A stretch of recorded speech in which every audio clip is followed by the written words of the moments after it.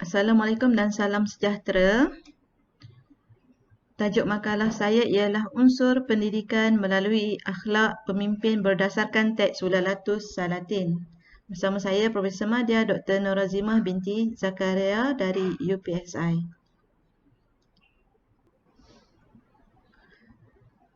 Pengenalan. Sulalatus Salatin juga dikenali sebagai Sejarah Melayu. Karya ini telah dikarang oleh Tun Sri Lanang dan karya ini merupakan teks sastra sejarah,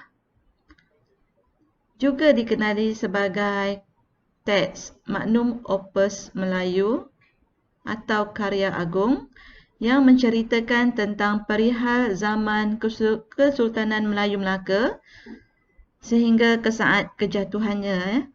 Karya ini dihasilkan agar keturunan yang akan datang dapat belajar daripada kesilapan leluhur mereka atau disebut sebagai petunjuk masa depan. Walaupun karya ini berkisarkan tentang zaman pemerintahan Raja-Raja Kesultanan Melayu Melaka, karya ini tetap boleh dijadikan panduan hidup serta mendidik masyarakat pada hari ini. Pelbagai nilai Melayu yang tergambar dalam karya ini seperti falsafah, nilai dan etika, kepimpinan, wadat, estetika, bahasa, agama dan banyak lagi. Masyarakat Melayu digambarkan sebagai masyarakat yang bijak, mendidik serta mementingkan keagamaan dan adab serta adat.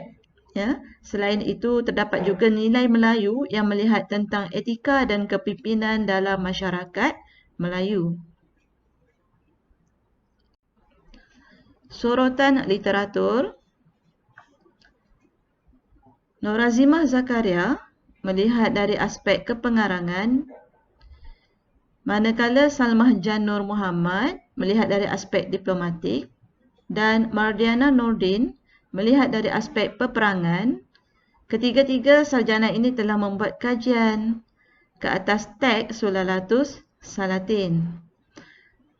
Norazimah Zakaria 2016 telah membincangkan teks hikayat Melayu iaitu versi panjang Sulalatus Salatin yang melihat daripada aspek kepengarangan, manakala Mardiana Nordin 2015 melihat strategi peperangan yang terdapat dalam teks Sulalatus Salatin dan Salmah Jan Nur Muhammad 2018 pula membincangkan aspek hubungan diplomatik yang terdapat dalam teks historiografi Melayu pada zaman Kesultanan Melayu Melaka. Metodologi kajian. Kajian ini menggunakan kaedah kualitatif analisis deskriptif yang menggunakan teori takmilah sebagai landasan untuk menganalisis data kajian. Teori ini yang berlandaskan prinsip kesempurnaan dalam Islam telah diperkenalkan oleh Syafi'i Abu Bakar. Menurut Syafi'i, teori ini boleh digunakan untuk mengesan nilai keislaman dalam semua karya sastra. Dasar teori ini ialah kesempurnaan keindahan. Teori takmilah tidak dibina secara berasingan tetapi mempunyai hubungan yang rapat dengan falsafah prinsip-prinsip keislaman itu sendiri. Dalam kajian ini, hanya prinsip kedua sahaja iaitu berkaitan prinsip insan kamil yang akan digunakan kerana akan dihubungkan dengan akhlak pemimpin. Sastra dilihat berfungsi sebagai alat mendidik pembaca. Prinsip ini menjadikan Rasulullah SAW sebagai model insan kamil kerana jiwanya yang paling dekat dengan Allah Subhanahu Wa Taala. Nabi Muhammad SAW memiliki akhlak dan sifat-sifat yang sangat mulia. Sifat-sifat Nabi seperti siddiq, amanah, fatonah dan tabligh menjadi rujukan dalam kepimpinan Kesultanan Melayu yang terpilih. Dapatan kajian unsur pendidikan melalui akhlak pemimpin. Yang pertama ialah Sultan Mansur Shah. Sultan Mansur dikisahkan dalam Sulalatus Salatin sebagai sultan yang terbaik dalam sejarah Melaka. Baginda juga tercatat sebagai antara penakluk yang muncul dalam sejarah Melayu. Kisah Sultan Mansur banyak dicatatkan dalam Sulalatus Salatin, iaitu bermula daripada bab 5 pada bahagian bertajuk Pemerintahan Sultan Mansur Shah sehingga ke bab 8 pada bahagian wasiat Sultan Mansur. Antara cerita yang mencerminkan diri Sultan Mansur Shah ialah kisah anak raja dihantar ke Pahang. Peristiwa ini dicatatkan dalam bab 7 bahagian bertajuk Ditolak Bumi Melaka. Cerita ini bermula dengan insiden Raja Muda Raja Muhammad telah menyebabkan Tun Besar, anak paduka raja, meninggal dunia. Insiden yang dimaksudkan ialah Raja Muhammad bertindak menikam Tun Besar kerana bola sepak raga sepakan Tun Besar terkena dan menjatuhkan destar baginda. Anak-anak buah paduka raja telah berkumpul dan mahu menderhaka untuk membalas dendam. Bendahara menentang hasrat tersebut tetapi bersumpah tidak mahu berajakan Raja Muhammad.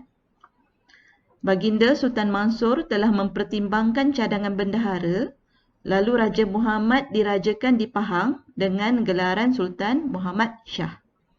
Urusan menghantar Raja Muhammad telah diberikan kepada Seri Bijadiraja. Di Pahang, Raja Muhammad telah berkahwin dengan Mengindra Puteri, cucu Sultan Iskandar, iaitu Sultan Kelantan.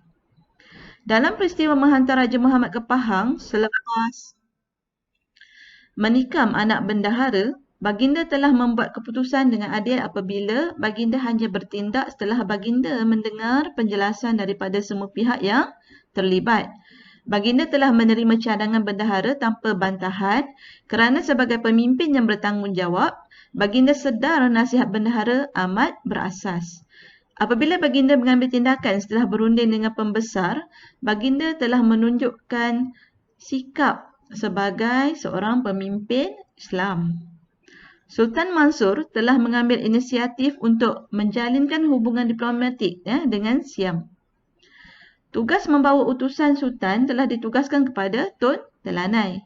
Beliau telah diterima baik oleh pihak Siam dan kembali dengan utusan balas yang positif daripada pihak tersebut. Jalinan hubungan diplomatik antarabangsa yang diteruskan dikisahkan dalam kisah memohon jajahan sebelum kembali dan perhubungan dengan negeri China. Boleh dirujuk dalam teks Sulalatus Salatin versi A. Samad Ahmad.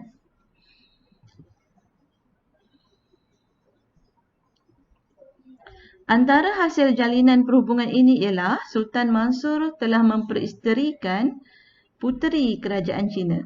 Ini melambangkan bahawa strata Sultan Mansur setara dengan pemerintah kerajaan tersebut. Kisah ini juga memperlihatkan bagaimana Sultan Mansur lebih mengutamakan kaedah perhubungan berdiplomasi berbanding ketenteraan. Kebijaksanaan Baginda dalam menjalinkan hubungan diplomatik dengan kuasa lain telah melindungi Melaka daripada serangan pihak luar. Tindakan Baginda ini wajar dijadikan contoh pemimpin yang bertolak ansur dan mengeratkan silaturahim. Sultan Alauddin Riayat Shah. Sultan Alauddin adalah Sultan Melaka yang disebut dalam Sulalatus Salatin sebagai pencetus kebangkitan kegemilangan Melaka. Kisah Baginda yang luar biasa ini didokumentasikan sebagai pemerintahan Sultan Alauddin Riayat Shah dan langkah membasmi pencuri.